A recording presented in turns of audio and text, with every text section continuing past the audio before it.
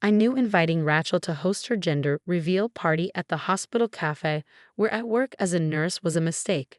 But my husband insisted we needed to keep the peace with his social media obsessed sister. It'll be fine, he promised. Just a small gathering with cake and balloons. It wasn't fine. Rachel had transformed our modest cafe into what looked like a cotton candy explosion, with strict instructions that everyone wear pink or blue to vote on the baby's gender. My daughter Emma, age 6, wore her favorite blue dress, the one she'd gotten for her school choir performance. That's when everything went wrong. "What is she wearing?" Rachel hissed when we arrived. Her perfectly manicured hand clutched her baby bump protectively, as if Emma's dress might somehow affect the reveal. I specifically said only pink for female guests. "She's 6, I replied, trying to keep my voice level. "And blue is her favorite color." "You're doing this on purpose," Rachel accused. "You want to ruin my special moment just like you ruined my wedding by announcing your pregnancy the same month." Before I could respond, Emma innocently walked up to her aunt. "Auntie Rachel, I made you a card. I used both pink and blue because." The slap echoed through the cafe. Everything stopped. Emma's handmade card fluttered to the floor as she clutched her reddening cheek, tears welling in her big brown eyes. "Rachel." I rushed to my daughter, but she wasn't done. "This is my day," Rachel screamed. "Everything was supposed to be perfect for my video. Now it's all ruined." As I held my sobbing daughter, I noticed something odd. Rachel's hospital visitor badge wasn't the standard guest pass. It was an employee badge. But Rachel didn't work here. She'd never worked here. "Security," I called to Marcus, our regular guard. "I need to see the footage of this incident for a report." Rachel's face paled slightly. "No cameras necessary." I barely touched her.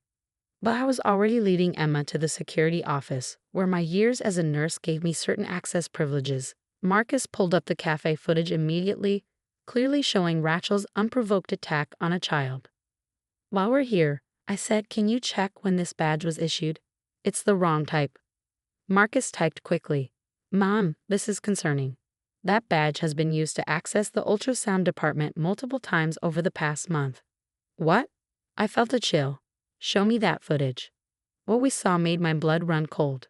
Rachel, using someone's security credentials, sneaking into the records room late at night, accessing patient files, taking photos of ultrasound images.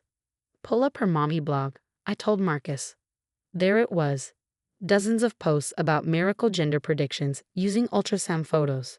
Photos that, based on the timestamps, belonged to other patients. She'd been stealing private medical images to boost her social media following. "Those poor families," Marcus muttered. "Some of them might have had their surprise ruined." Or worse, I realized. What if she mixed up the records? A quick check confirmed my fears. Rachel had been rearranging files, switching ultrasound images to match her predictions. She potentially compromised dozens of patient records. I pulled out my phone and dialed the hospital administrator's number. "Don't you dare," Rachel appeared in the doorway, her perfect makeup now streaked with tears. "This is my livelihood. My followers trust my predictions." "Your followers trust lies," I replied. "And now you've assaulted my daughter on camera." She ruined my reveal. The lighting was perfect. The decorations were perfect. "Did you switch my ultrasound too?" I interrupted. "Is that how you knew to buy all pink decorations before the reveal?" Rachel's silence was damning. "How long?" I asked. "How many families have you done this to?" "You don't understand," she pleaded. "My prediction accuracy made me special. Brands started sponsoring my posts. I couldn't risk being wrong." I looked at Emma, still sniffling, a bruise forming on her cheek. "Marcus, please call the police and contact every patient whose records were accessed." "You'll destroy everything," Rachel wailed.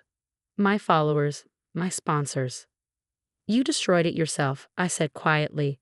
"The moment you decided your social media stats were worth more than people's privacy, worth more than my daughter's safety." As security escorted Rachel out, her perfectly planned gender reveal descended into chaos. But that wasn't the end of it, because what we found next in those patient files would reveal an even darker side to Rachel's quest for social media fame.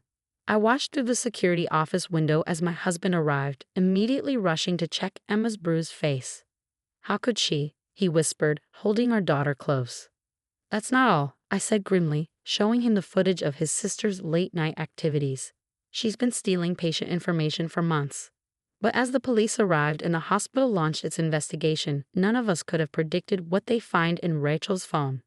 Because those stolen ultrasound images were just the beginning of a scheme that had affected more families than we could have imagined. The police investigation revealed a nightmare far worse than stolen ultrasound photos. Rachel's phone contained a carefully organized system of patient information, including private medical details she'd photographed from files. But it wasn't just for her prediction business. She'd been selling the information. Insurance fraud, Detective Martinez explained, showing us the evidence. She was working with a ring of scammers who used the patient details to file false claims. My husband sat in the police station, head in his hands, as the detective laid out screenshots of Rachel's private messages with the fraudsters. Each stolen ultrasound, each patient file, had been worth hundreds of dollars to the right buyers. But how did she get the security badge? I asked. The answer made me sick. Rachel had been dating a hospital IT worker, gaining access to his credentials while he slept. The same IT worker who had recently reported his badge lost and requested a replacement. She used me, he told investigators, clearly devastated. I thought she really cared about me. She said she needed late-night access for her pregnancy blog photos. But the worst revelation came when we discovered why Rachel had been so insistent on hosting her gender reveal at the hospital cafe. It wasn't just for the aesthetic, Detective Martinez said, pulling up more messages from Rachel's phone. She was meeting her contact there. The gender reveal was cover for a major information exchange. The party planner who had been setting up decorations, an operative for the fraud ring. The pink and blue gift bags on the present table contained USB drives full of patient data. Emma's blue dress hadn't just ruined Rachel's perfect pink theme. It had made her nervous about drawing attention to the exchange. Your daughter accidentally saved dozens of families from identity theft, the detective told me. Rachel was planning to hand over 3 months' worth of stolen records that day. My phone buzzed constantly with messages from Rachel's followers. The story had broken, and her perfectly curated social media empire was imploding. Her miracle predictions were exposed as fraud, her sponsored posts disappeared, and brands rushed to distance themselves. But Rachel had one last card to play. She's claiming Emma attacked her first, my husband said, showing me Rachel's latest post. She's telling her followers that she acted in self-defense, that we're framing her because we're jealous of her success. The post included an edited version of the security footage, cut to show only Emma approaching Rachel, making it look like my daughter had started the confrontation. She's still trying to control the narrative, I said in disbelief. Then Emma, wise beyond her years, asked a simple question. Mommy, don't the cameras show everything that happened before too? Of course. The full security footage wouldn't just show Rachel slapping Emma, it would show her meeting with the fraud ring operative, exchanging the USB drives, and orchestrating the whole scheme. I called Marcus at hospital security. Within hours, the complete footage was in police possession. It showed everything. Rachel accepting an envelope from the party planner, checking the USB drives, and then reacting violently when Emma's innocent approach threatened to draw attention to the exchange. Rachel's followers watched in horror as the unedited video spread across social media. The perfect mommy blogger, the miracle predictor, was exposed as a fraud who would slap a child to protect her criminal enterprise. The comments were devastating. She hit a little girl over a dress while selling our private medical information. I trusted her with my pregnancy journey. How many families did she hurt? But the final blow came from Rachel's biggest sponsor, a luxury baby goods company. In light of these disturbing revelations, we are not only terminating our relationship with this influencer, but will be cooperating fully with authorities regarding any fraudulent activities conducted during our partnership.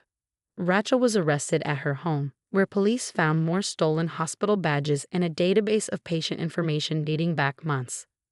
Her perfectly filtered world had shattered, revealing the ugly truth beneath the carefully staged photos. My husband struggled to reconcile the sister he thought he knew with the criminal in custody. How could she do this? To strangers, to her own family? The same way she convinced herself it was okay to hit Emma, I said. by believing her social media success was more important than real people. Emma, her bruise now a fading yellow, handled it with remarkable grace. She used her art therapy sessions to draw pictures of what happened, helping investigators understand the timeline from a child's perspective. I just wanted to give her a card, she said simply, with both pink and blue, because babies are more important than colors. Out of the mouths of babes.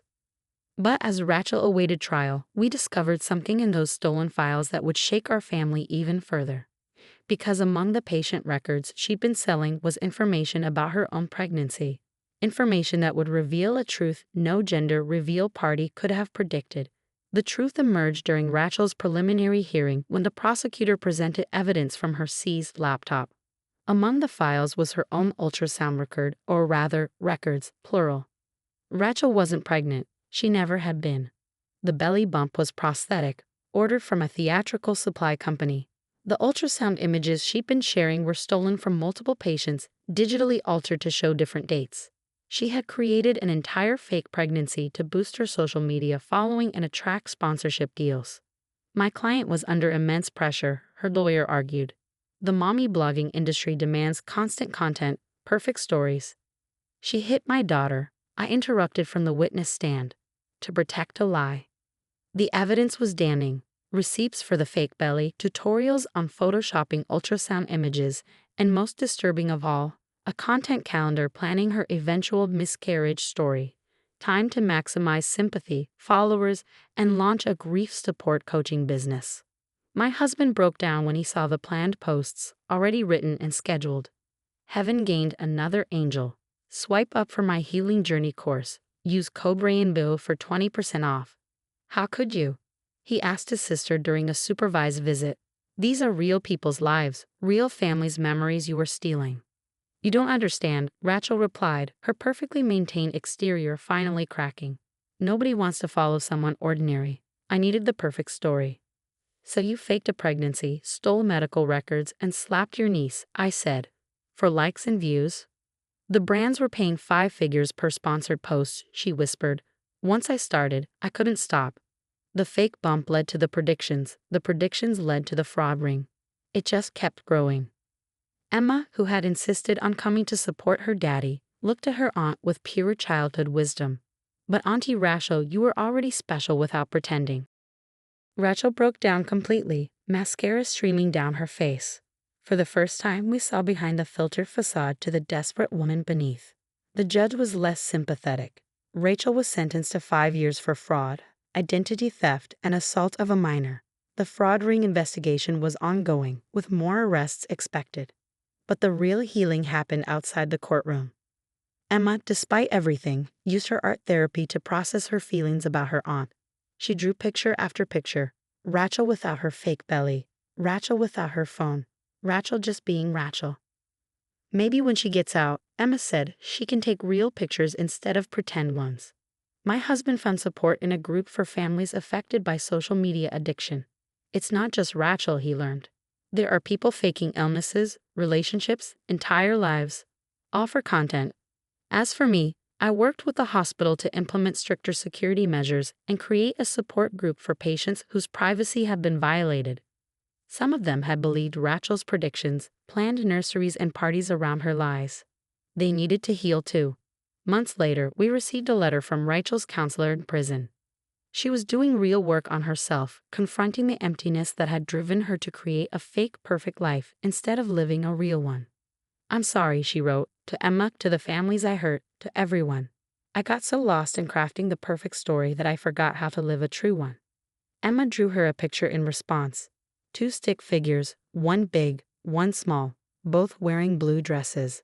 Because real is prettier than perfect, she wrote in her crooked 6-year-old handwriting. We hung the original in Emma's room, right next to her choir performance photo.